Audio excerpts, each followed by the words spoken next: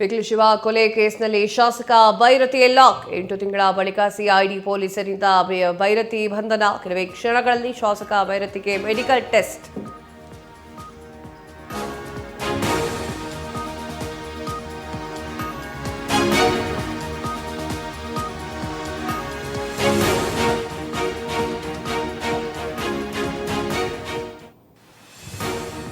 ಪಿಕ್ಲು ಶಿವ ಕೊಲೆ ಕೇಸ್ನಲ್ಲಿ ಶಾಸಕ ಭೈರತಿ ಲಾಕ್ 8 ತಿಂಗಳ ಬಳಿಕ ಸಿಐಡಿ ಪೊಲೀಸರಿಂದ ಭೈರತಿ ಬಂಧನ. ಕೆಲವೇ ಕ್ಷಣಗಳಲ್ಲಿ ಶಾಸಕ ಭೈರತಿಗೆ ಮೆಡಿಕಲ್ ಟೆಸ್ಟ್ ಮಾಡಿಸಲಾಗುತ್ತೆ. ವೈದ್ಯಕೀಯ ತಪಾಸಣೆಗೆ ಕರೆದೊಯ್ದಿರುವಂತಹ ಸಿಐಡಿ ಸದ್ಯ ಸಿಐಡಿ ಕಚೇರಿಯಲ್ಲಿರುವಂತಹ ಬಿಜೆಪಿಯ ಶಾಸಕ ಭೈರತಿ ಬಸವರಾಜ್ ಮೆಡಿಕಲ್ ಟೆಸ್ಟ್ ಬಳಿಕ ಭೈರತಿ ಕೋರ್ಟ್ಗೆ ಹಾಜರು. 14 ದಿನ ಕಸ್ಟಡಿಗೆ ಕೇಳಲಿಕ್ಕೆ ಸಿಐಡಿ ಪ್ಲಾನ್ ಅನ್ನ ಮಾಡಿಕೊಂಡಿದೆ.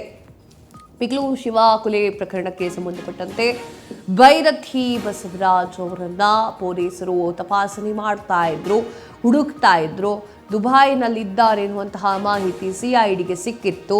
ಅದಾದ ನಂತರ ಸುಪ್ರೀಂ ಕೋರ್ಟ್ಗೂ ಕೂಡ ಅವರು ಜಾಮೀನು ಕೋರಿ ಅರ್ಜಿಯನ್ನು ಸಲ್ಲಿಕೆ ಮಾಡಿದ್ರು. ಸುಪ್ರೀಂ ಕೋರ್ಟ್ನಲ್ಲಿ 3 ಸಲ ಜಾಮೀನು ಅರ್ಜಿ ವಜಾ ಆಯಿತು. ತದಾದ ನಂತರ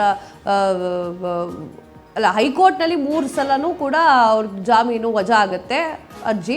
ತದಾದ ನಂತರ ಸುಪ್ರೀಂ ಕೋರ್ಟ್ಗೆ ಹೋಗ್ತಾರೆ. ಸುಪ್ರೀಂ ಕೋರ್ಟ್ನಲ್ಲಿ 1ನೇ ಸಲಕ್ಕೆ ಹೇಳ್ತಾರೆ ಜಾಮೀನು ಅರ್ಜಿ ವಜಾ ಆಗಿದೆ ಎನ್ನುವಂತಹ ಮಾತನ್ನು ಹೇಳುತ್ತಾರೆ. ಸೊ ರಿಜೆಕ್ಟ್ ಆಗಿರೋ ಕಾರಣಕ್ಕಾಗಿ ಅವರು ಎಲ್ಲಿದ್ರೋ ಏನೋ ದುಬೈ ಅಂತ ಹೇಳಲಾಗ್ತಾ ಇತ್ತು. ಅಲ್ಲಿಂದ ಅವರು ಬಂದು ಶರಣಾಗತಿ ಆಗಿದ್ದಾರೆ.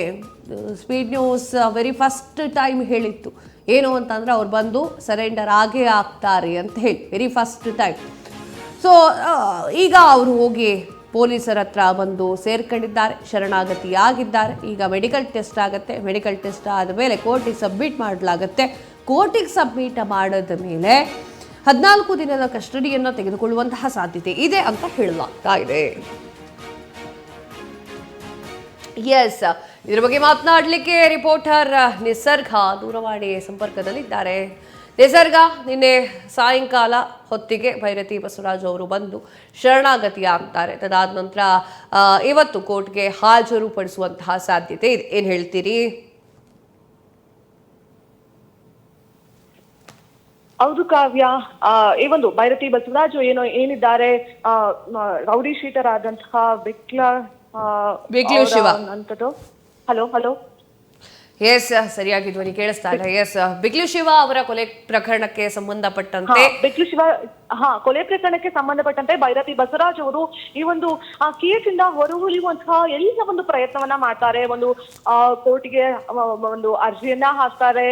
ಈ ಎಲ್ಲದರ ರೀತಿಯಾದಂತಹ ಸರ್ಕಸ್ ಅನ್ನ ಅವರು ಮಾಡಿದ್ರು ಕೂಡ ಎಲ್ಲೋ ಒಂದ್ ಕಡೆ ಅವರು ಮಾಡಿದಂತಹ ಕೆಲಸಕ್ಕೆ ಈಗ ತಕ್ಕ ಶಿಕ್ಷೆ ಅಥವಾ ತಕ್ಕದೊಂದು ಆಗ್ತಾ ಇದೆಯಾ ಅನ್ನುವಂತೂ ಕೂಡ. ಯಾಕಂತ ಹೇಳಿದ್ರೆ ನಿನ್ನೆ ಕೂಡ ಅವರು ಗುಜರಾತ್ನ ಅಹಮದಾಬಾದ್ನಿಂದ ಬೆಂಗಳೂರಿಗೆ ಬಂದ ತಕ್ಷಣ ಬೆಂಗಳೂರಿನ ಏರ್ಪೋರ್ಟ್ ನಲ್ಲಿ ಸಿಐಡಿ ಪೊಲೀಸರು ಅವರನ್ನ ವಶಕ್ಕೆ ಪಡೆದುಕೊಂಡ ನಂತರ ಈಗ ಸಿಐಡಿ ಪೊಲೀಸರು ಅವ್ರನ್ನ ತನಿಖೆ ಕೂಡ ನಡೆಸ್ತಾ ಇದ್ದಾರೆ. ತನಿಖೆ ಆದ ನಂತರ ಅವ್ರನ್ನ ಮೆಡಿಕಲ್ ಟೆಸ್ಟ್ ಅನ್ನ ಮಾಡಿಸಿ ಅವ್ರಿಗೆ ಕೋರ್ಟ್ಗೆ ಅವ್ರನ್ನ ಹಾಜರುಪಡಿಸುವಂತಹ ಎಲ್ಲ ಒಂದು ಸಿದ್ಧತೆಗಳನ್ನ ಕೂಡ ಸಿಐಡಿ ಪೊಲೀಸರು ಮಾಡ್ಕೊಂಡಿರುವಂತದ್ದು ಕಾವ್ಯ. ಇದಾದ ನಂತರದಲ್ಲಿ 14 ದಿನಗಳ ಕಸ್ಟಡಿಯನ್ನ ತೆಗೆದುಕೊಂಡು ಅವರು ಮುಂದಿನ ನಿರ್ಧಾರವನ್ನ ತೆಗೆದುಕೊಳ್ಳುವಂತಹ ಎಲ್ಲ ಒಂದು ನಿರ್ಧಾರವನ್ನ ಮಾಡಿದ್ದಾರೆ ಅನ್ನುವಂತಹ ಮಾಹಿತಿ ಸಿಗ್ತಾ ಇರುವಂತದ್ದು. ಎಸ್ ನಿಸರ್ಗ, ತಮ್ಮೆಲ್ಲ ಮಾಹಿತಿಗಾಗಿ ಧನ್ಯವಾದ.